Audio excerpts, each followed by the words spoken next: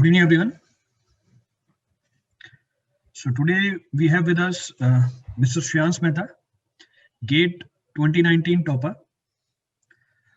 So Shreyans, you scored 7th rank in 2019 GATE.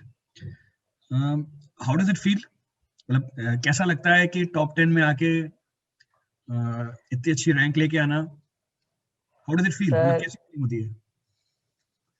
Sir, it's both kind of feelings actually. Like you couldn't get one, and somehow you could make up to 10. तो उसकी sir खुशी भी है, and somehow थोड़ा सा है कि थोड़ा अगर और पुश किया होता, it would have been rank 1 also. तो मतलब आपको रैंक वन लानी थी? हाँ सर, था सर पहले से थोड़ा सा, but it's okay. I was very happy getting 7th rank. One digit matters a lot. तो सर अच्छा था. That was the experience. Okay. So it was your first attempt? Sir, it was my third attempt actually. I passed out in 2017. तो मैंने लगातार 3 attempt दिए थे and I improved progressively. Improved progressively. तो मतलब फर्स्ट टाइम कितनी rank थी आपकी? सर फर्स्ट अटेम्प्ट में मेरा 281 रैंक था. In second attempt it was 51 and then it came 7 in the third attempt 2019. Okay, so progressively you have improved your performance from 281 to yes sir AIR 7. बहुत ही yes sir बहुत ही बढ़िया. Means होना भी ऐसा ही चाहिए. we should progress like this only. चलिए तो श्रेयांश अपने बारे में कुछ बताइए. बेसिकली मतलब कहाँ से है, कैसे प्रिपरेशन आपने स्टार्ट करी? How you started the preparation for GATE? Sir I belong to Jodhpur. मेरा जो कॉलेज था वो उदयपुर के गवर्नमेंट कॉलेज से था. Udaipur is in Rajasthan. The college was CTA Udaipur. वहाँ से मैंने अपना सिविल का डिग्री लिया and I passed out in 2017. तो कहीं ना कहीं सर मैंने प्रॉपर प्रिपरेशन अपनी स्टार्ट करी थी मेरे फाइनल ईयर में इन 2016 में. मतलब जब 7th सेमेस्टर स्टार्ट होता है तो कहीं ना कहीं उस टाइम मेरे को क्लियर हुआ था कि I want to opt for GATE, क्योंकि I was in confusion. Third year start होने पे मैं थोड़ा कंफ्यूजन में था कौन सा स्ट्रीम मुझे चूज करना चाहिए, कौन सा एग्जाम की तरफ जाना चाहिए. फाइनल ईयर तक मेरा ये क्लियर हो चुका था कि हाँ मुझे प्रॉपरली करना है. उससे पहले ऑन एंड ऑफ थोड़ा बहुत रहता था मेरा कि मैंने तैयारी की, फिर मैं थोड़ा डिस्ट्रैक्ट हो जाता था कि नहीं मैं सही नहीं डायरेक्शन में नहीं जा रहा, मुझे कहीं और जाना है. तो उसके बाद मैंने अपनी प्रिपरेशन चालू की. तो उस टाइम जस्ट मैंने अपना एक बेस क्लियर किया, क्योंकि मुझे पता था मेरे पास ज्यादा टाइम नहीं और उदयपुर में इतना मटेरियल और प्रॉपर वो भी अवेलेबल नहीं है. तो मैंने एक जितना बेस क्लियर कर सकता था वो क्लियर किया. मैंने पोस्टल जो भी मटेरियल मिलता है वो मंगवाया.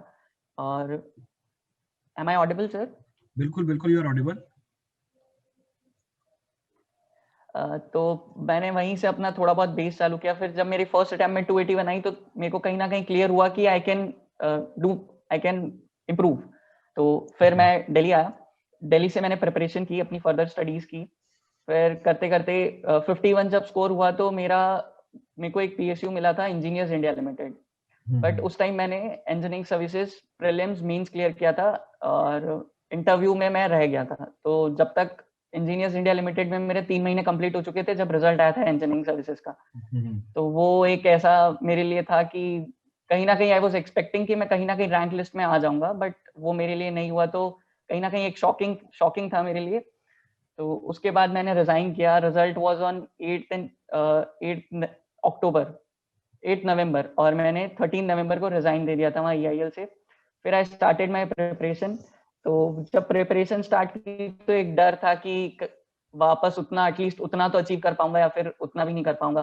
तो वो डर था. फिर UPSC releases the marksheet around 15 days after जब वो अपना रिजल्ट देता है. तो मैंने अपने मार्क्स देखे तो it was exactly the cut off. 710 was my score and 710 was the cut off. तो कहीं ना कहीं एक बैकअप बन गया कि मैं रिजर्व लिस्ट में आ जाऊंगा. तो फिर आराम से थोड़ा रिलैक्स होकर तैयारी किया मैंने. फिर नेक्स्ट अटेम्प्ट में गेट भी दिया और ESA भी दिया और बाकी कोई एग्जाम नहीं दिया था, क्योंकि क्लियर था मेरे को इंजीनियरिंग सर्विसेज ही करना है. लेकिन एक बैकअप और बनाने के लिए मैंने गेट भी दिया था. तो वहां मैंने गेट में 7 स्कोर किया और इंजीनियरिंग सर्विसेज में 2019 में मेरा 58 रहा. तो ये थी सर मेरी जर्नी अभी तक की. बहुत बढ़िया. तो श्रेयांश आपके लिए बेस्ट टाइम मतलब क्या सजेस्ट करेंगे बाकी स्टूडेंट्स के लिए कि गेट की प्रिपरेशन स्टार्ट करें? जैसे आपने बोला कि 4th ईयर में आपको लेट हो गया थोड़ा, हाँ हाँ तो ऑप्टिमम टाइम क्या है गेट की प्रिपरेशन स्टार्ट करने के लिए? सर, मेरे हिसाब से ऑप्टिमम तो जितना जल्दी करो, as soon as possible, but you should be very clear, क्योंकि when you are in college तो आपको दो स्ट्रीम तो बेसिकली दिखती है, जो कि होता है एक कैट एमबीए वाले और एक होता है गेट।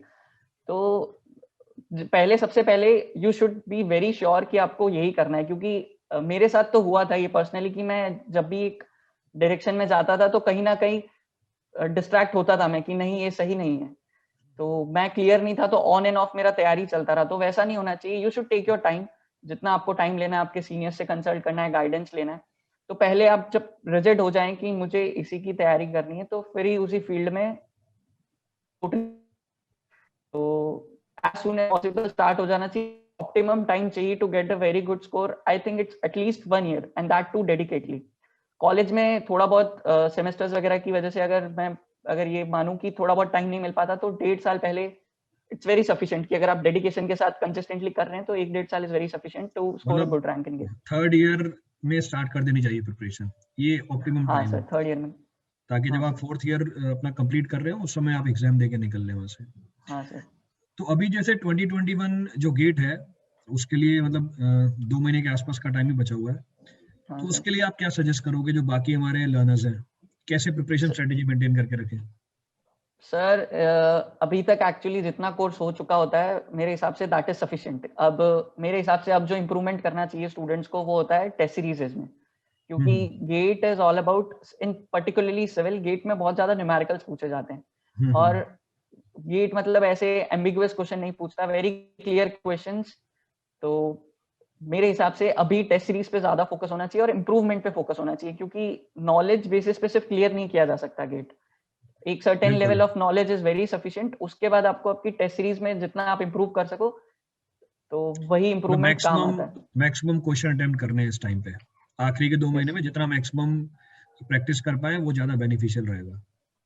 चलिए। और गेट एग्जाम होने से 7-8 डेज पहले टेस्ट सीरीज छोड़नी चाहिए, बिकॉज दो टेस्ट को करें तो आपका मोरल डाउन हो जाता है। तो अभी हम्म। जितने देने दे लो टेस्ट, फिर एक हफ्ते जनवरी पहले। में रूटीन के हिसाब से देने चाहिए कि हाँ। Okay. Yes sir. Okay.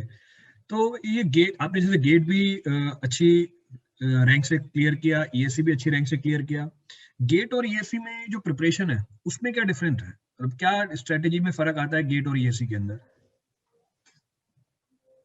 Sir, मैंने 3 साल गेट देके तो मैंने ये एक्सपीरियंस किया कि गेट थोड़ा इन डेप्थ चीज है, और ईएसी में in depth plus in width दोनों आपको कवर करना पड़ता हम्म है।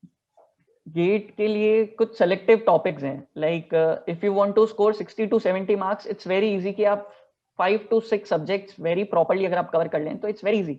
उससे ऊपर जाने के लिए फिर आपको टेस्ट सीरीज में इंप्रूव, फिर नए सब्जेक्ट्स ऐड ऑन करना, तो वो सब चलता रहता है।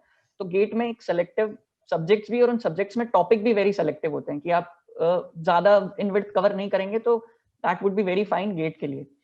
ईएसी में ओके। ऐसा है, आप कुछ भी नहीं छोड़ सकते।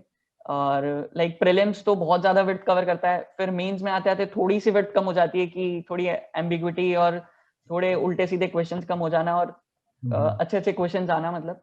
तो मेंस में ऐसा, और फिर इंटरव्यू तो इज अ पर्सनालिटी टेस्ट।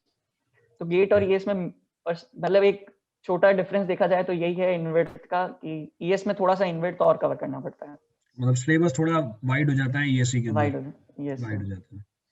तो ये आखिरी के 2 महीने हैं इसमें काफी लोगों के प्रेशर में आ जाते हैं, यस सर। तो मेन डाउट भी रहता है उनका कि लास्ट के 2 महीने में स्ट्रेस को कैसे हैंडल करें हम। सर, मेरे अकॉर्डिंग अभी तक लाइक मोस्टली स्टूडेंट्स जो सीरियस है उन्होंने कहीं ना कहीं अपनी टेस्ट सीरीज देके अपने परफॉर्मेंस को जज किया होगा कि मैं इतना हम्म स्कोर कर पा रहा हूँ। हम्म तो कुछ एकदम आउट ऑफ द बॉक्स जाके नहीं करना उनको उनको जो उनकी प्रिपरेशन स्ट्रैटेजी अभी तक रही है वही काम आने वाली है। तो 2 महीने में कुछ नया ट्राई नहीं करना उनको सबसे पहले, और कंसिस्टेंट रहना है अपनी पढ़ाई को लेके कि बीच में कहीं डिवर्ट नहीं होना, क्योंकि लास्ट के 2 महीने बहुत क्रूशियल होते हैं। अगर अभी आप डिवर्ट हो गए, कहीं कुछ भूल गए, तो वो एग्जाम में रिफ्लेक्ट होता है। तो कंसिस्टेंटली, और ज्यादा प्रेशर नहीं लेना। मैं ये भी नहीं बोलूंगा कि 10-12 आवर्स अ डे पढ़ो, ये करो। लास्ट में मेरे हिसाब से तो ये बिल्कुल कम हो जाना चाहिए लास्ट में आते आते, क्योंकि पूरे साल की बिल्कुल। मेहनत ही एट द एंड रिफ्लेक्ट होती है लास्ट में। जस्ट आपको एक कंसिस्टेंट, एक मिनिमम ब्रशिंग अप की लेवल होता है कि रिक्वायरमेंट होती है हाँ, कि बस ब्रश अप कर रहे हैं उसको। Yes sir, exactly. तो मेरे हिसाब से जैसा कि आपने कहा ब्रश अप करना, कि जो जो आपने टॉपिक्स अच्छे से कवर किए हैं एटलीस्ट वो आपके एग्जाम में गलत नहीं होनी चाहिए। तो उसके लिए रिवीजन, उसके लिए टेस्ट सीरीज की जो जो टॉपिक्स आपने कर लिए हैं, गलतियां कम से कम कैसे हो तो वो टेस्ट सीरीज में इंप्रूव होगी, प्लस साथ ही साथ अपना रिवीजन करते रहो। Plus if you feel that कोई टॉपिक है जो बहुत ज्यादा पूछा जा रहा है, बहुत ज्यादा इंपॉर्टेंट है, तो वो मत छोड़ो। अगर कवर कर सकते हो तो दिसंबर अभी बचा है तो you can complete in December, but जनवरी में तो आई वुड से बिल्कुल छोड़ देना चाहिए, कुछ भी नया कवर नहीं करना चाहिए। जस्ट टेस्ट सीरीजेस, वो भी सिलेक्टिव टेस्ट रखो, अपने फुल लेंथ के 3-4 टेस्ट बाकी रखो एंड बस वही देना चाहिए। ओके। श्रेयांश, आपको क्या लगता है कि मतलब काफी लोगों के अभी डाउट्स आ रहे हैं कि क्या कोचिंग करना जरूरी है ईएससी गेट क्लियर करने के लिए? सर एक्चुअली पढ़ना तो खुद को ही पड़ता है, ये मैंने रियलाइज किया, बट मेरा ये पर्सनल था कि एक जो शेड्यूल होता है वो अगर आप खुद से बना पाते हैं, कि अगर आप कंसिस्टेंटली पढ़ पा रहे हैं, कहीं डाइवर्ट नहीं हो रहे, इधर उधर नहीं घूम रहे जा रहे, 6-7 दिन पढ़ के फिर 6-7 दिन ऐसे ही ऑन एंड ऑफ अगर आपका नहीं चल रहा, तो आपको कोचिंग की जरूरत नहीं है मेरे अकॉर्डिंग। लेकिन अगर आपके साथ ऐसा है कि आप एक शेड्यूल, क्योंकि कोचिंग से आपका शेड्यूल डेवलप हो जाता है, वो जैसे जैसे करा रहे हैं आप करते जाइए, ठीक है। तो और तो मेरे हिसाब से कर सकते हैं सेल्फ स्टडीज के लिए, वैसा कुछ अलग से जरूरत नहीं है। ओके। कुछ लोगों के डाउट आ रहे हैं, जैसे अपन को 60-70 मार्क्स चाहिए, तो मतलब 5-6 सब्जेक्ट से ये हो जाता है, मतलब हाँ किन सर। किन सब्जेक्ट्स के ऊपर वो प्राइम फोकस डालें जिससे उनके 50 से लेके 60 मार्क्स कंप्लीट हो जाए, कम से कम इतनी तो स्कोर निकल के आ जाए उनकी? सर एक्चुअली जो मेरा मतलब सेग्रीगेशन रहता था, मैं उस हिसाब से जैसे इनपुट कितना दूं और कितना आउटपुट आए, तो मैं उस अकॉर्डिंग प्लान करता था अपने सब्जेक्ट्स की। जैसे ओसीएफ बहुत छोटा सब्जेक्ट है, लेकिन उससे 5-6 मार्क्स के आ जाते हैं। अच्छे मार्क्स सॉइल के। बड़ा भी है और ज्यादा वेटेज भी रखता है, तो ऐसे सब्जेक्ट्स में पहले कवर करता था। सबसे पहले तो कम से कम इनपुट में ज्यादा से ज्यादा आउटपुट मिल जाए मेरे को। जैसे रेलवे जैसा सब्जेक्ट है, तो अभी गेट ने पूछना चालू किया है, बट इतना नहीं पूछ रहा, तो मैं उसको अपनी लास्ट प्रायोरिटी में रखता था। तो जो 5-6 सब्जेक्ट्स मेनली है, तो वो मैं ये बोलूंगा: soil, highway, environment, RCC, 4 subjects हो गए, ट्रांसपोर्टेशन है। एंड ट्रांसपोर्टेशन हो गया, फ्लूइड मैकेनिक्स हो गया। तो ये 5-6 ये सब्जेक्ट्स तो 5-6 क्लियर होने सब्जेक्ट्स चाहिए, में plus maths and apti. Maths and apti, यही maths 60-70% maths and weightage apti, complete करते हैं। हम्म, क्योंकि सर मैथ्स एंड एप्टी को लोग बहुत इजीली ट्रीट करते हैं, तो वो नहीं करना चाहिए। नहीं करना लास्ट में आते चाहिए। आते एक बार और ब्रशअप हो जाना चाहिए, एग्जैक्टली क्योंकि आई exactly. Have seen students losing 5-6 marks in aptitude. तो अगर आप यहाँ 5-6 लूज कर रहे हैं तो आप ब्लैक कर रहे हैं, क्योंकि बहुत इजी आता है मैथ्स और एप्टीट्यूड, और उसको लोग इतना इजी ले लेते हैं कि गलती हो ही जाती है वहां पे। जल्दी हो तो जाती इतना है। भी नहीं लेना चाहिए। तो Shreyansh, it is okay to take a break in between our preparation, कि हमारी प्रिपरेशन चल रही है, बीच में ब्रेक ले लें, फिर उसके बाद तैयारी स्टार्ट करें? क्योंकि काफी लोग ऐसे करते हैं कि सर ये actually person to person depend करता है। If you are feeling so much stress कि आपकी एफिशिएंसी आ ही नहीं रही है, and if you feel like taking a break, कुछ कुछ का क्या होता है सर, बहुत ज्यादा फ्रीक्वेंटली ब्रेक्स लेते हैं, तो वो तो मैं सजेस्ट नहीं करूंगा। अगर आपको लगता है कि यू आर वेरी सीरियस और आप वापस आके पढ़ लेंगे ब्रेक के बाद, और छोटा ब्रेक बनता है, तो you should give yourself a break. मतलब ब्रेक स्ट्रेस को बस्टर डिपेंड, होता है और एफिशिएंसी इंक्रीज होती है सर। तो मतलब ये पर्सन टू पर्सन वेरी करेगा, साथ में एफिशिएंसी भी इंक्रीज करके देता है। Yes sir. चलिए। सो श्रेयांश, मतलब जैसे प्रिपरेशन में अपन को 1-1.5 साल 2 साल लगे जाते हैं गेट और ईएससी के अंदर, यस सर। इतने लंबे टाइम तक एक स्टूडेंट मतलब कैसे मोटिवेट करके रखे अपने आप को? मीन्स 2 साल 1.5 साल तक, कई बार तो 3 साल भी लग जाते हैं, हाँ तो सर। इतने लंबे स्ट्रेच तक खुद को मोटिवेट करके रखना, उसी उसी टारगेट को अचीव करने के लिए पढ़ते रहना, ये कैसे मेंटेन करें? सर जहाँ सबसे मेरे अकॉर्डिंग सबसे ज्यादा जहाँ मोटिवेशन लूज होता है, वो होता है मोनोटोनोसिटी, कि कोई आप एक ही चीज बार बार पढ़ते जाओ, तो आप परेशान हो जाते हो खुद से कि बार बार पढ़ रहा हूँ लेकिन मैं नहीं कर पा रहा स्कोर। तो मेरे हिसाब से if you are not able to clear in your first attempt, तो सबसे पहली आपकी अप्रोच होनी चाहिए आपकी गलतियां पकड़ना, कि व्हाट वर माय वीकनेसेस और मैंने क्या क्या मिस्टेक्स करी जो मुझे इस साल नहीं करनी है। अगर आप वो कैच कर लेते हो, तो यू योरसेल्फ फील मोटिवेटेड कि मैंने ये इस साल किया और मैं इस साल ये नहीं करूंगा। तो वो जर्नी कंटिन्यू रहती है, आप कुछ ना कुछ जब नया सीखते रहते हैं, तो डिप्रेशन टाइप फील नहीं होता। नहीं होता, जैसा क्योंकि कि काफी डेढ़ लोग दो तीन करके डिप्रेशन लगता है कि हम हाँ। पढ़ रहे हैं पर पढ़ने में मन नहीं लग रहा, कुछ आउटपुट नहीं आ रहा, टाइम बहुत लग रहा है पढ़ने में, तो वो डिप्रेस हो जाते हैं। तो मेरे अकॉर्डिंग सर बस इतना ही है कि कुछ ना कुछ अपनी गलतियां कैच करते रहो और उसी पे वर्क करते रहो, और बीच में अगर आपको लगता है ब्रेक लेना तो ब्रेक भी ले लीजिए। ऐसा नहीं है कि, और कंटिन्यूस जैसे जितना आपका वो है सिटिंग आवर्स है, तो उस पे ज्यादा पुश नहीं करना। अगर आप 6 घंटे 7 घंटे एफिशिएंटली पढ़ पा रहे हैं तो दैट इज सफिशिएंट। श्रेयस, आपके हिसाब से कोई रिवीजन स्ट्रेटेजी होनी चाहिए? अब जैसे लास्ट के 1-2 महीने हैं, इसमें रिवीजन कैसे करें स्टूडेंट्स ताकि उनका आउटपुट सर मैक्सिमम निकल गया है? हाँ, तो रिवीजन के लिए सर, एक तो जो आपके शॉर्ट नोट्स अगर आपने बनाए हैं, तो अगर नहीं भी बनाए तो खूब सारी हैंडबुक्स आती है, अगर उनसे भी अगर रेफर करें तो कोई इशू नहीं है कि आपने एक एक बार सारा देख लिए फॉर्मूलाज वगैरह। क्योंकि रिवीजन बेसिकली सर, अभी कंसेप्ट का रिवीजन तो नहीं होता, अभी होता है कि फॉर्मूला ना भूल जाऊं फॉर्मूला ना मैं, भूल जाए। क्योंकि कंसेप्ट जो बनना था वो प्रैक्टिस, रट के कंसेप्ट बनाना बहुत डिफिकल्ट है। तो प्रैक्टिस जिसने अभी तक करी है उसका कंसेप्ट नहीं भूलता, वो ज्यादा से ज्यादा वो फॉर्मूला भूल सकता है, ज्यादा से ज्यादा छोटी मोटी चीजें भूल सकता है। तो उसके लिए अगर शॉर्ट नोट्स है तो ठीक, नहीं भी है तो हैंडबुक्स। प्लस अभी ये करना चाहिए उसको कि अभी उसने जितने भी टेस्ट दिए हैं उसको ये एनालिसिस करना चाहिए कि क्या गलती रहती है, और उसको अपना एक पैटर्न डेवलप करना चाहिए। जैसे अब आने वाला है एग्जाम फरवरी में, तो उसको अभी जो 2 महीने में जितने भी टेस्ट देने हैं वो एक ही पैटर्न में देने हैं, और वही पैटर्न उसको मेन एग्जाम में फॉलो करना है। तो मेरे हिसाब से लास्ट के 2 महीने में रिवीजन तो बेसिक बेसिक साथ में करते रहना चाहिए। जैसे, और ऐसा भी नहीं जैसे अब सब्जेक्ट वाइज टेस्ट कोई दे रहा है तो मैं ये नहीं बोलूंगा कि आज मैं ये सब्जेक्ट पढ़ के उसी सब्जेक्ट का टेस्ट दूं, बिकॉज अब आप अपने आप को जज करना चालू करो कि मैं कितना रिटेन कर पा रहा हूँ। तो कुछ भी रिवाइज किया और किसी का भी टेस्ट दे दिया, ऐसा होना चाहिए कि जरूरी नहीं है कुछ पढ़ के टेस्ट दूं, कभी भी टेस्ट खोल के 3 घंटे सीरियसली बैठ के टेस्ट दे लिया, तो ऐसा होना चाहिए।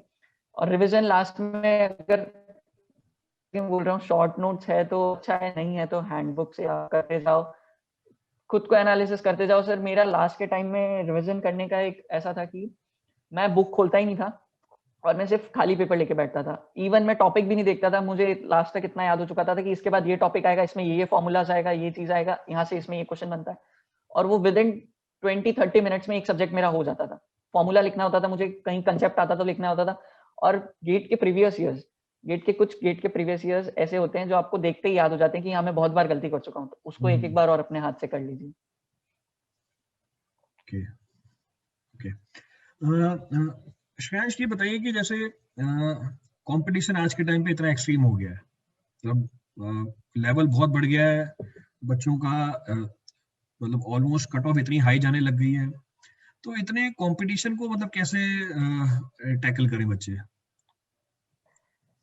सर मेरा ये रहता था कि मैं जैसे स्टिक हो गया था फर्स्ट अटेम्प्ट में जब दिल्ली आया था कि मुझे गेट और ईएस, मेरे को ज्यादा लोग क्या करते हैं जैसे 6-7 पेपर्स हैं, जैसे राजस्थान का ईएन का पेपर आ गया, मैं भरता सारे फॉर्म्स था, सारे देने भी जाता था, किसी में इंग्लिश आ रही होती थी, किसी में जीके आ रही होती थी, बट मैं वो नहीं पढ़ता था। मेरा ये रहता था 1-2 दिन पहले अगर किसी पेपर के लिए अगर पढ़ लिया तो पढ़ लिया। तो इतने कंपटीशन में अगर आप 4-5 जगह डिवर्टेड हैं, 4-5 जगह अपनी एनर्जी दे रहे हैं, तो आप ऑब्वियसली अच्छे से परफॉर्म नहीं कर पाएंगे। तो मेरे हिसाब से आपको बहुत फोकस फिक्स सेम कर रखना लेना चाहिए पड़ेगा। कि मुझे फोकस, एग्जैक्टली सर, यही कि आपको अपना फोकस एक चीज पे फिक्स कर लेना है कि मुझे यही करना है। फॉर्म्स आप सारे भरो, सारे पेपर्स देने जाओ, बट इधर उधर ये नहीं कि इसका भी पढ़ लेता हूँ, उसके अकॉर्डिंग भी पढ़ लेता इसको हूँ, पढ़ ये बुक लेता भी हूँ। सॉल्व कर लेता हूँ। तो और एक कंपटीशन महीने जैसा कि आपने बोला इतना जा चुका है। एक महीने पहले से तैयारी स्टार्ट कर देते थे कि अब राजस्थान का पेपर आ रहा है उसकी तैयारी करेंगे, फिर यूपी का पेपर आ रहा है उसकी तैयारी करेंगे, क्योंकि हाँ सिलेबस सर, में सबका सेम होता है, सिलेबस में कोई वेरिएशन नहीं आती है। Yes sir, exactly. तो मतलब फोकस हमें एक ही एग्जाम पे बना के रखना है जो हमारा प्राइम टारगेट है, उसी पे फोकस रखना है हमें। चलिए, कुछ क्वेश्चंस हैं श्रेयांश आपके लिए, स्टूडेंट से पोस्ट कर रखे हैं। अतुल वर्मा बोलते हैं कि अभी वो 2018 पास आउट है, थर्ड अटेम्प्ट है उनका, और उन्होंने 6 सब्जेक्ट कवर कर लिए अभी तक। ओके। तो वो अभी आखिरी के 2 महीने में बोल रहे हैं और कोई सब्जेक्ट करें या नहीं करें। तो अतुल, मैं ये बोलना चाहूंगा कि वो जैसे कि मैंने जो सब्जेक्ट्स के नाम लिए, जैसे आपको भी पता होगा कि क्या ब्रेकेज रहता है गेट का। अगर आपको लगता है कि आपके 2-3 मार्क्स वाले सब्जेक्ट छूट रहे हैं तो उसको अभी मत कवर कीजिए। अगर उसको कवर भी करना है तो आप उसको पैरेलल में कवर कीजिए, अपना पूरा दिन उस पर मत डिवोट कीजिए। और जैसे मैं जो सब्जेक्ट छोड़ता था तो मैं एटलीस्ट उनके प्रीवियस ईयर्स करके चाहता था। मेरा ये रहता था कि क्योंकि गेट में रिपीटेटिव टाइप के क्वेश्चन मिल जाते हैं, वो थोड़ा सा मिल कुछ जाता है। चेंज करते हैं। तो मेरी ये कोशिश रहती थी कि जो सब्जेक्ट मुझसे छूटा भी है उसके मैं प्रीवियस ईयर्स कर लूं। और आप ब्रेकेज देखो, अगर आपको लगता है कि मेरा कोई ऐसा सब्जेक्ट छूट रहा है जो greater than 5 marks weightage carry करता है, तो उसको सबसे पहले अभी कवर करो। दिसंबर इज द टाइम, जनवरी में तो हाथ भी नहीं लगाना, और साथ ही साथ अपना रिवीजन भी करते रहो। ओके।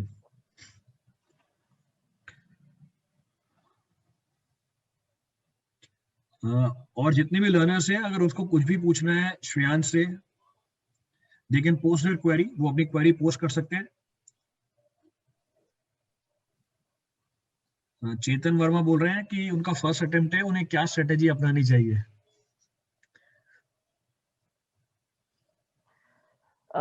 मेरे अकॉर्डिंग आप फर्स्ट अटेम्प्ट में ज्यादा लोगों की सुनो नहीं। लोग जैसे बहुत हाइप क्रिएट कर देते हैं, इट बिलोंग्स कि आप कहाँ से बिलोंग कर रहे हैं।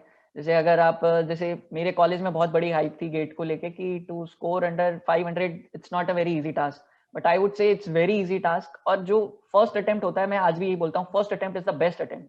इसमें आप जितना एफिशिएंटली परफॉर्म कर पाएंगे ना, वो उतना सेकंड और थर्ड में नहीं कर पाएंगे, क्योंकि आपके पहले से कुछ परसेप्शंस बन चुके होंगे जब तक।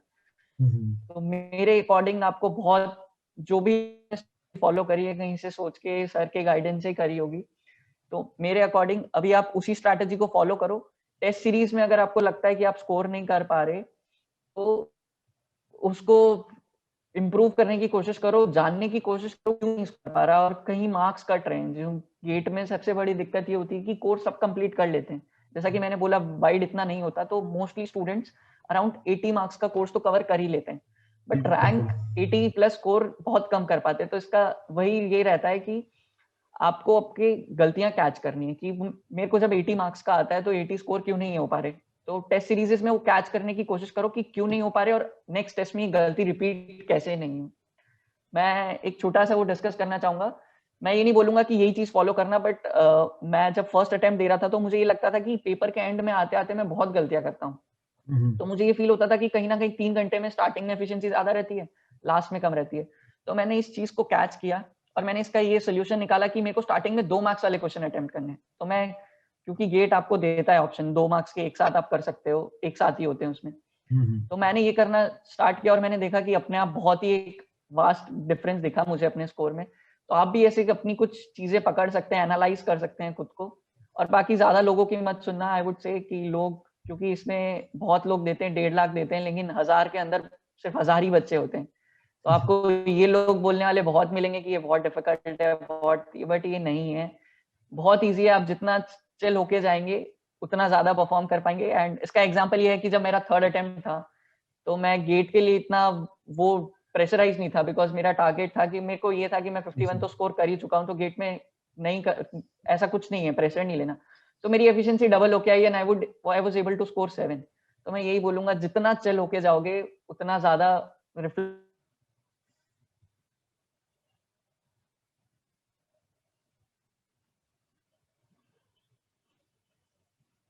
टेस्ट सीरीज में देख चुके हो अपने आप को, और की गलतियां पकड़ के उन चीजों पे फोकस कर रहे हो, तो वो गलत होगा। तुम्हारी, क्योंकि हर किसी की गलतियां अलग होती है, अपनी गलतियों पे रहना कि मेरी गलतियां हैं, मुझे ये नहीं करना। अभी लास्ट के 1-2 महीने में कितने टेस्ट अप्रोक्सीमेटली अटेम्प्ट करने चाहिए स्टूडेंट्स को? मेरा सर पर्सनली ऐसा रहता था कि जनवरी में मैंने दिसंबर तक प्रिपेयर किया था कि दिसंबर तक जितना मैं कवर कर सकता हूँ करूँ। January was full for revision and test. उसमें भी सर मैंने अपना पूरा एक प्लान बना रखा था कि मैं इस टाइम इतने बजे इस डे को ये वाला टेस्ट दूंगा। और मैंने जो टेस्ट सीरीज ले रखी थी उसमें कुछ 65 टेस्ट थे, तो मैंने अराउंड 60 अटेम्प्ट किए थे, कुछ छोड़ दिए थे मैंने 5 जो मेरे को लगा रेलेवेंट नहीं है। तो मेरे अकॉर्डिंग आप पहले जज करो कि आपके कितने टेस्ट बाकी हैं, आप कितने दे सकते हो, कितने देने चाहिए। अगर जैसे किसी की टेस्ट सीरीज में 60 है और 60 के 60 अभी पढ़े, तो सारे नहीं देने उसको।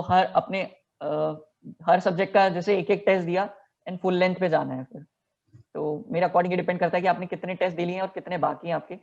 बाकी सबसे बेस्ट ये रहेगा कि जनवरी में आप जैसे हर संडे को एक फुल लेंथ प्लान कर लीजिए, बीच में आप सब्जेक्ट वाले टेस्ट वो कभी भी खोल के दे दीजिए। उसके लिए पढ़ना जरूरी नहीं होना चाहिए आपके लिए कि मैं इस सब्जेक्ट का रिवीजन करूँ और फिर इसका दूं। कभी भी खोल के आप अपने आप को जज कीजिए कि मेरे दिमाग में कितनी चीजें रिटेन है, मुझे कितना रिवीजन रह पा रहा है या नहीं। अगर नहीं रह पा रहा तो मैं रिवाइज करके अच्छे से सारी चीजें रिवाइज करूँ। तो बस एंड में यही करना चाहिए।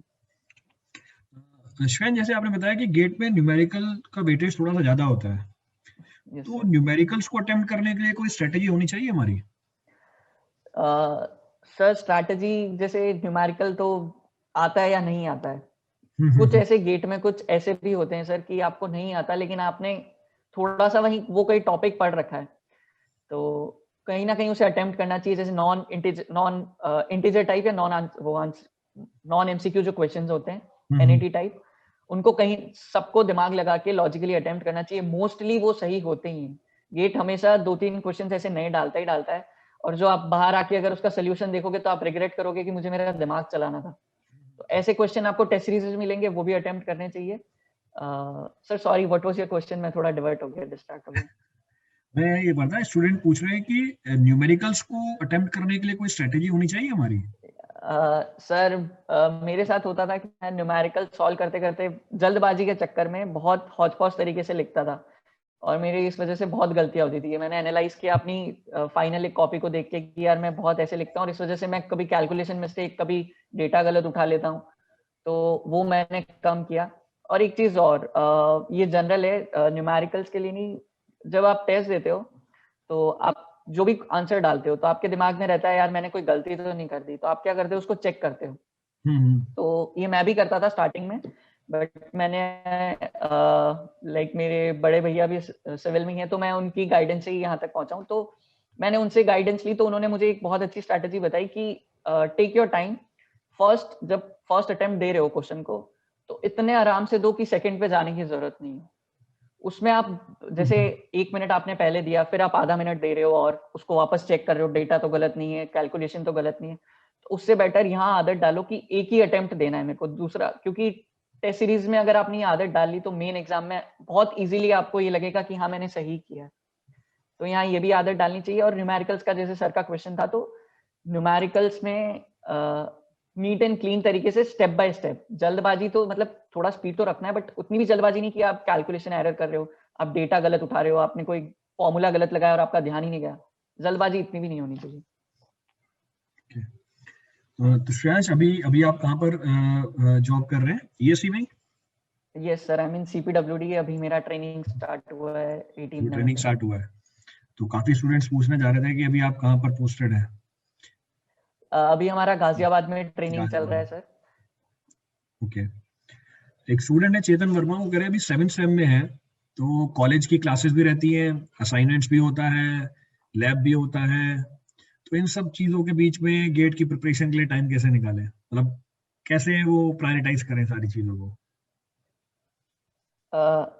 एक्चुअली सर ने बोल ही दिया, चीजों को प्रायोरिटाइज करना पड़ेगा आपको। हम्म, इम्पोर्टेंट, वो भी चीजें इंपॉर्टेंट होती है ऑब्वियसली। अगर आप वहाँ अच्छा परफॉर्म नहीं कर पा रहे तो खूब सारे, जैसे आप गेट में अच्छा स्कोर करके भी आप आगे फंस जाओगे। ये हम्म, सीटीज ने कहीं ना कहीं 7.5 ओजीपीए, 7 ओजीपीए ऐसा कुछ रख दिया है क्राइटेरिया, तो वो चीज भी इंपॉर्टेंट है। तो टाइम तो आपको निकालना ही पड़ेगा।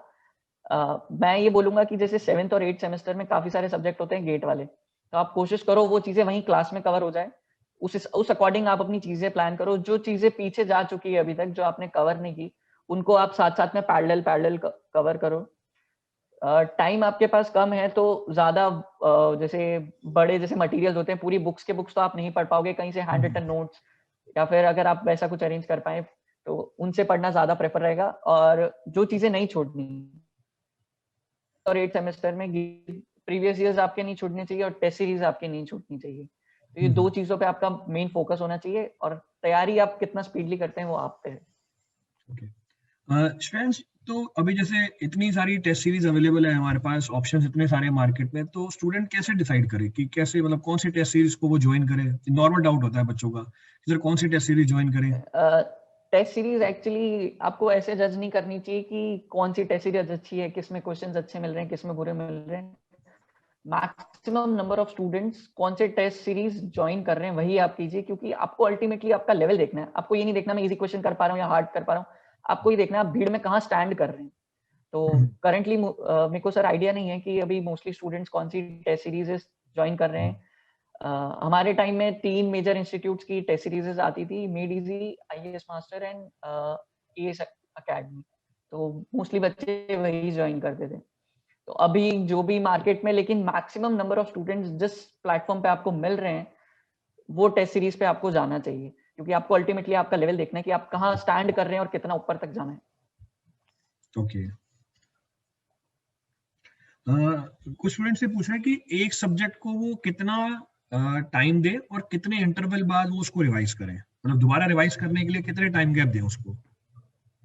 सर मेरा रिवीजन का ये स्ट्रैटेजी रहता था कि अगर मेरा कोई सब्जेक्ट जैसे साथ साथ में चल रहा है, जैसे आज फर्स्ट डे में मैंने सॉइल पढ़ा, फिर सेकेंड डे जब मैं सॉइल पढ़ने बैठता था तो मैं वापस फर्स्ट डे वाली चीज से स्टार्ट करता था। तो जब सब्जेक्ट में कोई चालू कर रहा हूँ तो मैं ऑलरेडी इतनी बार कवर कर चुका होता था कि कहीं ना कहीं याद हो जाता था। और जो आपकी रिवीजन की स्ट्रैटेजी होनी चाहिए वो ये होनी चाहिए कि जैसे आपका आज एक सब्जेक्ट कंप्लीट हुआ है तो उसको विद इन वीक रिवाइज करो, फिर अगला जब रिवीजन होगा वो विद इन अ मंथ होगा, फिर अगला जब रिवीजन होगा, तो ऐसे आप अपना टाइम स्पान बढ़ाते जाइए। फर्स्ट रिवीजन में थोड़ा टाइम लगता है, सेकंड में और कम होता है, थर्ड में और कम होता जाता है, फिर आप फाइनल तो आप सिर्फ आपको याद हो जाएगा कि वो ये टॉपिक मेरे पेज के लेफ्ट साइड में लिखा था या राइट साइड में लिखा था, कहाँ पे मैंने क्या लिखा था। ऐसा इस लेवल ऑफ रिवीजन होना चाहिए आपका। और ज्यादा, जैसे मैंने बताया, गेट में इनविड्थ चीजें आती नहीं, तो सेलेक्टिव चीजें ज्यादा पढ़ने पे फोकस करना, इनविड्थ जाने पे ज्यादा नहीं। कि गेट क्या पूछता है पहले वो एनालिसिस करके, वो एनालिसिस होता है प्रीवियस ईयर से, और वो आपको कैसे करना है। आप जब फर्स्ट रीडिंग दे रहे हैं तो आपको जो आपकी क्लास में पढ़ाया जा रहा है या जहां जिस मटेरियल से आप पढ़ रहे हैं वो सब पढ़ लीजिए, फिर आप टेस्ट अटेम्प्ट कीजिए उसका, या फिर आप प्रीवियस ईयर्स दीजिए। प्रीवियस ईयर्स से आपको ये जज हो जाएगा कि गेट का फोकस मेनली कहाँ है, गेट अभी ओके। कहाँ मेनली फोकस कर रहा है, कौन कौन से टॉपिक्स पे उसका ज्यादा वेटेज है। तो फिर आप जब सेकंड रीडिंग उसकी देंगे ना, तो आपका दिमाग ऑब्वियसली उस टाइप से डिवर्ट हो जाएगा कि गेट ये बहुत पूछता है, इसको बहुत अच्छे से पढ़ता हूँ, ये तो बिल्कुल भी नहीं आता, इसको सिर्फ देख के छोड़ देता हूँ। तो ऐसा होना चाहिए। एक स्टूडेंट है रवि प्रकाश, ये कह रहे हैं कि हाउ ड्रॉपिंग अ ईयर और two after engineering and then preparing for GATE and ESC, मतलब इससे कोई प्रोफेशनल करियर पे कोई फर्क पड़ेगा? कि मतलब इंजीनियरिंग के बाद 1-2 साल उन्होंने ड्रॉप दिया, उसके बाद गेट की तैयारी करी, ईएससी की तैयारी करी, फिर सिलेक्शन हो जाता है उनका, इस ड्रॉप का कोई फर्क पड़ता है? सर थोड़ा बहुत पड़ता है, लेकिन ये भी पर्सन टू पर्सन वेरी करता है एक्चुअली। इफ यू थिंक कि 2 साल के बाद आप में वो ही जील रहेगी पढ़ने को लेके, क्योंकि मोस्ट, मैंने ऐसे बहुत स्टूडेंट्स देखे हैं जो 2 साल बाद जॉब छोड़ के आए एंड उन्होंने क्लियर किया है। लाइक 2017 ईएससी टॉपर नमीत जैन, उन्होंने भी पहले जॉब किया, फिर ड्रॉप किया, और फिर उन्होंने ईएस में रैंक 1 निकाला है। तो आई वुडेंट से कि ऐसा नहीं हो सकता, it's not possible, but general trend ये है कि आपकी एफिशिएंसी विद टाइम गिरती जाती है। जैसा कि मैंने बोला, first attempt is the best attempt. तो उसमें मेरा कहने का ये मतलब था कि आप जितना जल्दी क्लियर हो जाएं कि मुझे ये करना है, और जितना जल्दी उसमें लग जाएं वो बेस्ट रहेगा, क्योंकि विद टाइम कहीं ना कहीं आपकी एफिशिएंसी गिरती जाएगी, क्योंकि आपको सराउंडिंग में आपकी एज लेवल वाले या फिर आप जैसे सोचने वाले लोग कम मिलेंगे, तो आप थोड़ा कम कर पाएंगे एफिशिएंटली तैयारी। तो मेरे अकॉर्डिंग जितना जल्दी आप आ सकते हैं आप तैयारी कीजिए, वो ज्यादा बेटर रहेगा। बाकी कर अर्लियर सकते हैं। अर्लियर दी बेटर, मतलब जितनी जल्दी डिसाइड कर यस लो सर। उतना बेटर है। यस। जिनको 2022 का गेट देना है, मतलब जो अभी yes sir. First time prepare कर रहे हैं 2022 के लिए, उनके पास तो भी सफिशिएंट टाइम है, जैसे 1 साल का, मोर देन 1 ईयर का टाइम है उनके पास, तो मतलब यस एक सर। साल 3 महीने 4 महीने का टाइम है। क्या उनके तैयारी करने के तरीके में डिफरेंस होगा जो अभी 2021 के लिए दे रहे हैं? यस सर, बहुत वास्ट डिफरेंस होगा। और अभी 2022 वाले जिन्होंने तैयारी स्टार्ट कर दी है, जो अब कर रहे हैं, तो वो अभी भी बहुत कंप्रेहेंसिवली तैयारी कर सकते हैं इस स्टेज पे। तो उनको सबसे पहले अभी अपने सब्जेक्ट्स, जैसा मैंने बताया, इनपुट आउटपुट रेशियो के हिसाब से प्रायोरिटाइज कर लेने चाहिए कि मेरे, क्योंकि आपको अल्टीमेटली करना है कि आपको मार्क्स स्कोर करने, मार्क्स स्कोर करने के लिए आपके पास एक लिमिटेड टाइम है। तो आप यही देखेंगे कि कम से कम टाइम में ज्यादा से ज्यादा मार्क्स कहाँ से कवर करूं। जैसा कि मैंने बताया, ओसीएफ जैसा सब्जेक्ट बहुत छोटा सा, जिसमें सिर्फ 4 से 5 चैप्टर्स हैं, लेकिन गेट उसको वेटेज दे रहा है अच्छा खासा, तो आप उसको पढ़िए। फिर सॉइल हो गया। तो अभी आपके पास टाइम है, तो मैं यही बोलूंगा, जितना ज्यादा कवर कर सकते हो स्टार्टिंग में करो, जितना ज्यादा अभी रिवीजन कर सकते हो करो। टेस्ट सीरीज एक बार कोर्स कंप्लीट हो जाए, प्रीवियस ईयर्स कंप्लीट हो जाए, फिर टेस्ट सीरीज भी अटेम्प्ट करना चालू करो। तो 2022 वालों के पास तो सफिशिएंट टाइम है ये सारी चीजें करने के लिए। 2021 वालों के पास सिर्फ अभी टेस्ट सीरीज, एनालाइज और रिवीजन, सिर्फ 3 चीजों पे फोकस करना है हमको। Okay. तो मतलब ज्यादा अच्छा चांस है 2022 वाले के पास अपनी तैयारी को और अच्छा बनाने का। एक सौरभ दांगले करके हैं, he is saying that I am not able to solve majority of the questions, how do I increase my question solving ability. मतलब मेजॉरिटी जो क्वेश्चंस हैं गेट के वो सॉल्व ही नहीं हो पाते, शुरू में मोस्टली डाउट आता है लोगों को कि गेट के क्वेश्चन बनते ही नहीं हैं Yes, उनसे, sir. तो वो इस एबिलिटी को कैसे एनहेंस तो करें अपनी। तो सबसे पहले आपको ये कैच करना चाहिए कि आप दिक्कत क्या रह रही है एक्चुअली में, कि आप कंसेप्ट में एरर है, या फिर आपकी कैलकुलेशन में एरर है, या फिर आपके सोचने में एरर है, या आप क्वेश्चन को सही से ग्रास्प नहीं कर पा रहे। तो सबसे पहले आप ये सेग्रीगेट कीजिए कि गलती कहाँ आ रही है, मैंने सब कुछ कवर किया है या फिर मैं कुछ ऐसी ही चीजें पढ़ रहा हूँ और पूछी कुछ और ही जा रही है प्रीवियस ईयर्स में। तो सबसे पहले तो ये एनालाइज करना जरूरी है और फिर उस पर एक्ट करना है आपको। सबसे अगर आप सीधा ये सोच लेंगे, जैसे मैंने काफी स्टूडेंट्स देखे हैं कि वो पढ़ते हैं, उनसे क्वेश्चंस नहीं होते तो सीधा वापस बुक पे चले जाते हैं कि क्वेश्चन नहीं हो रहे, मैं और पढ़ लेता हूँ। अगर आप ये एनालिसिस नहीं करेंगे कि यार मैंने पढ़ तो सब लिया है लेकिन स्टिल मैं क्वेश्चन को सही से कैच नहीं कर पा रहा, तो कैच कैसे करना है, क्या अप्रोच से जाना है मेरे को क्वेश्चंस पे, तो वो सबसे ज्यादा इंपॉर्टेंट है कि आप अपनी गलती को कैच कीजिए। इट्स नॉट नेसेसरी कि हमेशा नॉलेज ही फैक्टर हो कि आपसे क्वेश्चन नहीं हो रहा हो। क्वेश्चन नहीं तो हो रहा। वो कैच करना जरूरी है सबसे पहले कि गलती क्या है, क्यों नहीं हो रहा क्वेश्चन मुझसे, ये मैंने कहीं पढ़ा ही नहीं है, पढ़ा है नहीं हो रहा, और पढ़ा है फिर भी नहीं हो रहा तो प्रैक्टिस। आपके जो प्रैक्टिस क्वेश्चन है जो आपके नोट्स में है उनको इतना प्रैक्टिस कीजिए, क्योंकि गेट बार बार वही क्वेश्चन पूछ रहा है, वो 5-6 क्वेश्चन नए डाल रहे हैं और कहते हैं टॉप ग्रेड। अगर टॉप 1000 में 5 में आए हैं तो आ सकते हो, इंक्लूडिंग कि अगर आप गलतियां कम से कम करते हो, तो इट्स वेरी इजी। श्रेयांश, अगर अपन प्रेफरेंस ऑर्डर में अरेंज करें सारे सब्जेक्ट्स को स्टूडेंट्स के लिए, गेट के लिए, कि किस सीक्वेंस में वो तैयार करें तो उनके लिए कंपैरेटिवली आसान हो जाएगा कि कौन सा सब्जेक्ट वो पहले तैयार करें, वेटेज वाइज ही करते हैं, और अगर आगे बढ़ते जाएं तो किस एक अप्रोक्सीमेट सीक्वेंस में प्रिपरेशन करें बच्चे अपनी। सर मेरे अकॉर्डिंग जो सबसे पहला सब्जेक्ट चालू करना चाहिए होता है सॉइल मैकेनिक्स। मैं जनरली ओसीएफ मतलब इनपुट आउटपुट रेशियो के अकॉर्डिंग ओसीएफ में बोल रहा हूँ, बट जो सबसे पहला सब्जेक्ट होता है वो होता है ओसीएफ।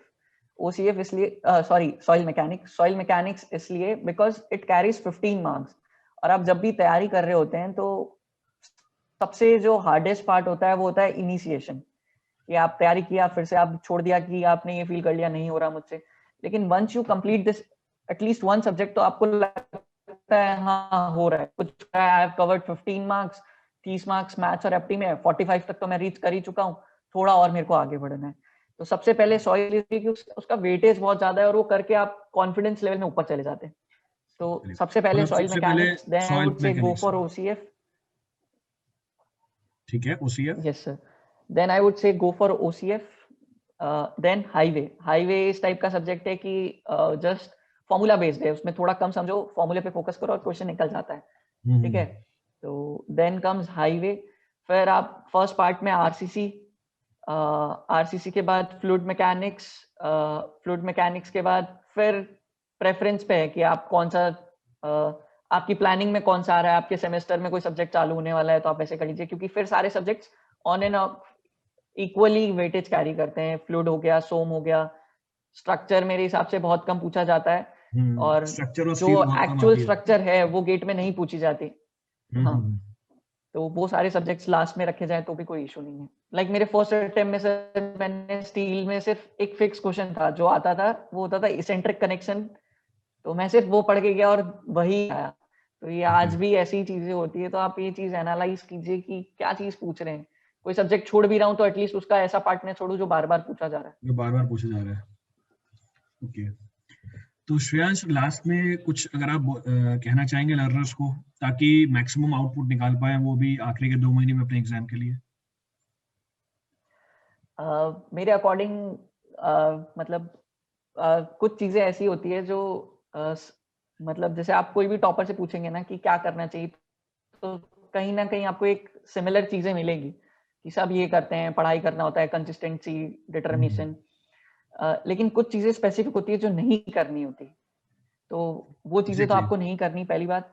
दूसरी बात होती है कि मैं अगर आप ऐसा फील कर रहे हैं कि मैं नहीं कर सकता, मैं टेस्ट सीरीज में अच्छा स्कोर नहीं कर रहा, तो मैं मतलब जिन स्टेजेस से आया हूँ वहां पे गेट में अच्छा मतलब ना किसी ने पहले किया है ना बाद में किया है। तो रीजन इज दैट, ऐसा नहीं रीजन नहीं है कि वो लोग कर नहीं सकते, रीजन इज जस्ट बिकॉज कि वहाँ लोग आपको ये बोलने वाले ज्यादा मिलते हैं कि गेट में स्कोर करना इज वेरी डिफिकल्ट। तो वेरी डिफिकल्ट। हाँ, तो आई वुड से if I can do it तो हर कोई कर सकता है, बिकॉज मैं भी उन्हीं average student, one night study in semesters, ये सब मैंने भी किया है। मैं स्टार्टिंग से कोई पढ़ाकू बच्चा नहीं रहा हूँ। तो मेरे हिसाब से जो आपकी स्ट्रैटेजी है, क्योंकि सबको इतने सारे गाइडेंस वीडियोस अवेलेबल है इंटरनेट पे, तो मेरे हिसाब से कोई भी तैयारी कर रहा है तो उसने वो देखे होंगे। तो कहीं ना कहीं स्ट्रैटेजी, एक प्लानिंग बन चुकी होगी, उसी को किसी को इधर उधर देख के अपने डाइवर्ट कीजिए, डिस्ट्रैक्ट मत कीजिए, मोटिवेटेडली कंसिस्टेंटली अपनी पढ़ाई कंटिन्यू कीजिए, और it's very easy to crack. जब आपका रिजल्ट आएगा यू विल सी कि आपने कितना हार्ड वर्क किया है। Okay, so if anybody else want to ask something from Shreyansh, तो मैंने मोस्टली आप लोगों के जितने भी डाउट्स थे वो कवर कर ली है।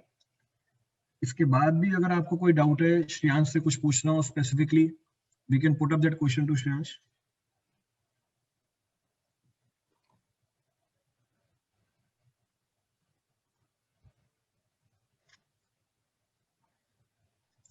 What about second year student? एक जना पूछ रहा है सेकंड ईयर में क्या करें। सेकंड ईयर में हो तो अभी तो खेलो कूदो। आपके पास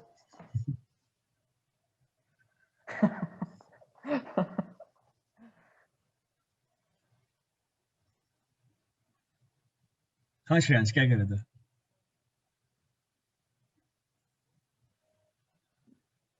सर, अगर लाइक सेकेंड ईयर में हो आप और आप प्रिटी श्योर हो कि आपको ये तैयारी करनी ही करनी है, तो आप सबसे पहले अपनी प्लानिंग कवर कर लीजिए। जैसे कि आप कितना टाइम अवेलेबल है आपके पास, सब्जेक्ट्स आपके कितने हैं उसकी लिस्ट कलेक्ट कीजिए। स्टार्टिंग का टाइम आप इसी पे डिवोट कीजिए कि कितने सब्जेक्ट को कितना टाइम देना है, आपके पास कितना अवेलेबल है, कितना क्या वेटेज है। ये सारी चीजें बहुत जरूरी होती है प्लानिंग करने के लिए। तो उसी अकॉर्डिंग सबसे पहले आप अपने प्लान कीजिए अपने आप को कि ये मेरे जो नेक्स्ट 2 इयर्स है वो कैसे निकलने चाहिए, मेरे को क्या क्या चीजें कवर करनी चाहिए। तो प्लानिंग पे थोड़ा ज्यादा फोकस कीजिए, क्योंकि आपके पास बहुत सफिशिएंट टाइम है, कंप्रेहेंसिवली आप चीजें कर सकते हैं। और एक चीज और कि आप सेकंड ईयर में हैं तो टाइम है, लेकिन आप ऐसा मत करिएगा कि आपने हर सब्जेक्ट के आप 3-4 मटेरियल्स फॉलो कर रहे हैं। कोई भी मटेरियल हो, कैसा भी मटेरियल हो, मार्केट में इतने तरह के अवेलेबल है कि आप एक पढ़ोगे तो आपको ये बोलने वाला मिल जाएगा, दूसरा कि यार इसमें बहुत ये वाला टॉपिक अच्छे से दे रखा है, इसमें ये टॉपिक बहुत अच्छे से दे रखा है। तो ज्यादा इधर उधर नहीं जाना होता, मटेरियल अपना फिक्स कर लीजिए और उसी से पढ़िए। ओके, चलिए। श्रेयांश, मतलब एक लास्ट ये बताइए कि पूरा सिलेबस करने के लिए ऑप्टिमम टाइम कितना है हमारे गेट और ईएससी के लिए? ईएसी एक्चुअली सर, जो मेरा ईएसी का कोर्स करने में मेरे को टाइम लगा था that was around 8 months, but वो बहुत ही ज्यादा, जैसा कि मैंने बताया कि कोचिंग ने मेरा शेड्यूल बना दिया था कि कभी कभी 9-9 घंटे की भी क्लास होती थी और मैं सिर्फ 3 घंटे पढ़ के सो जाता था। ऐसा भी हुआ है। तो ऑप्टिमम टाइम तो नहीं बोलूंगा मैं उसको, 8 मंथ्स अराउंड।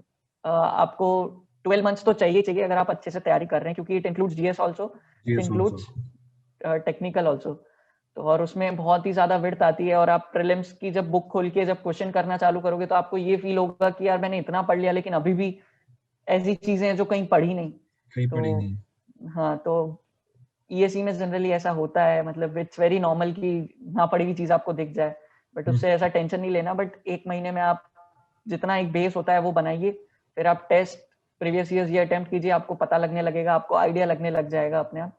तो ईएससी के लिए तो 1 साल चाहिए ही चाहिए। गेट के लिए आई वुड से 7-8 मंथ्स इज गेट के लिए 7-8 सफिशिएंट। मंथ्स।